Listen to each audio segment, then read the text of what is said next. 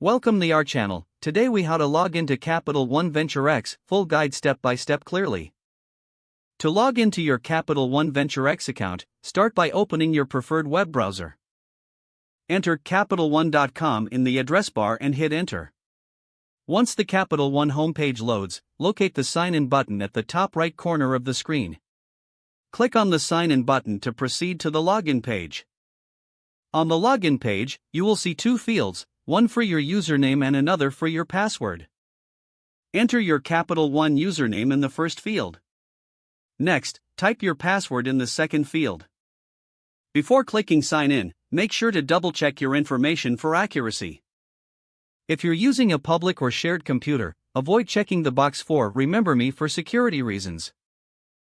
Once you have confirmed your login details, click the sign in button. If your credentials are correct, you will be directed to your Capital One Venture X account dashboard. In case you forget your username or password, click the respective links below the login fields for recovery options. Follow the prompts provided to reset your password or retrieve your username. Once logged in, you can access your account information, rewards, and manage your settings. If you experience any issues logging in, ensure your internet connection is stable and try again. For further assistance, consider reaching out to Capital One customer support. If the page does not load, refresh the browser or try again in a private or incognito window. Make sure you are using the correct email address, then retype it carefully to avoid small typos.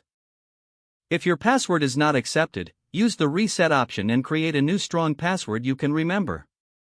Check your spam folder for verification or security emails, then complete any requested confirmation steps.